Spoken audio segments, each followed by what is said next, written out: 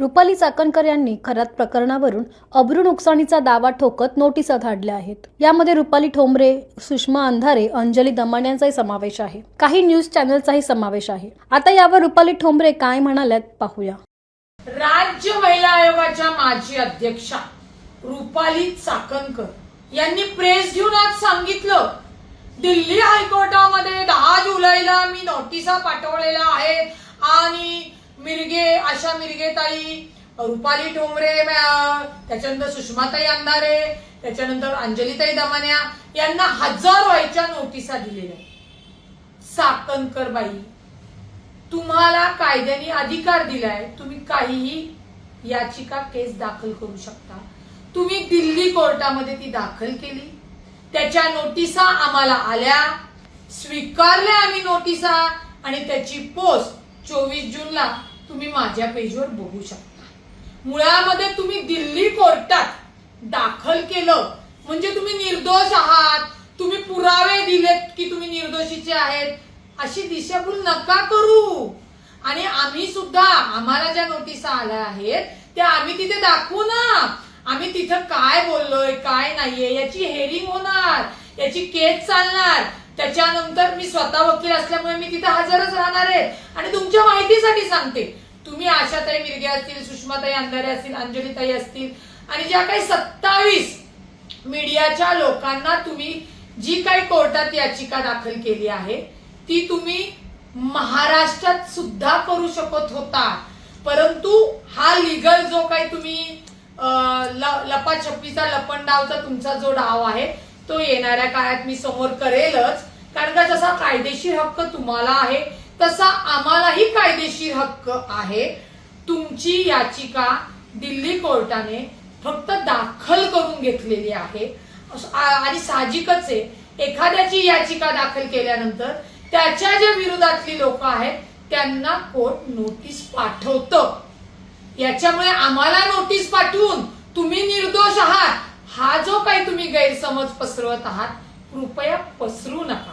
पुन्हा सांगते, नेहमीप्रमाणे तुमच्या बुद्धीची कीव येते, तुम्ही जी दहशत करायला जाता की मी चॅनलला केलेलं आहे, चॅनलचं ज्युडिशिक्शन हे महाराष्ट्र आहे किंवा पुणे असेल किंवा मुंबई असेल, त्यांचं जे ज्युडिशिक्शन आहे घडलेला बंधुबाबा खरात प्रकार हा इथे घडलेला आहे, तरीही तुम्ही जाणीवपूर्वक कायद्यामध्ये बसत नसताना सुद्धा जी काही याचिका दाखल केली आहे असो, आम्ही त्याला उत्तर देऊ, परंतु तिथे हजरी राहू।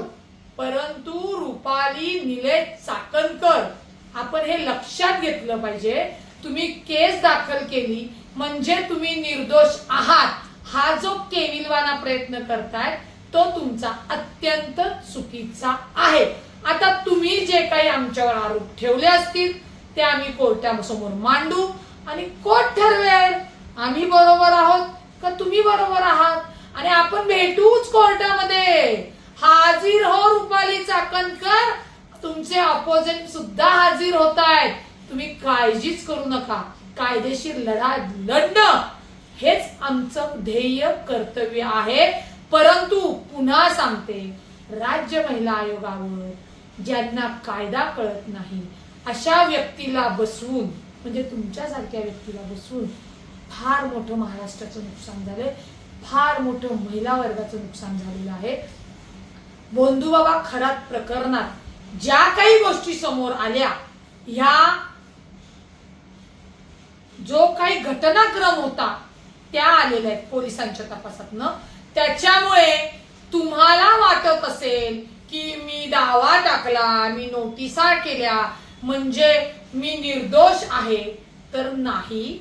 तुम्ही जो काही आमच्यावर आरोप लावत आहात तो आरोप खरा आहे का खोटा आहे ते मेहरबान कोर्ट ठरवेल। त्याच्यामुळे 10 जुलै त्याची तारीख आहे, त्यावेळी आपण भेटू। येताय ना तुम्ही? नक्की या आवर्जून। महाराष्ट्रातल्या बंधुबाबा खरातचं प्रकरण आपण दिल्ली कोर्टात न करू। आणि नशीब मी तुम्हाला सांगितलं की तुम्ही आम्हाला अमेरिकेतनं डोनाल्ड ट्रम्पकडनं नोटीस नाही पाठवली, तुम्ही तिथे जरी आम्हाला बोलवलं असतं, तिथे जरी केस दाखल केली असती, तरी आम्ही अमेरिकेत तिथे तुमच्या कायदेशीर लढा लढायला निश्चित आलो आलो असतो आणि येऊ. पुन्हा सांगते, तुमच्या सोबतची लढाई ही कायदेशीर आहे, ही आम्ही लढणार आणि आम्ही जिंकणार.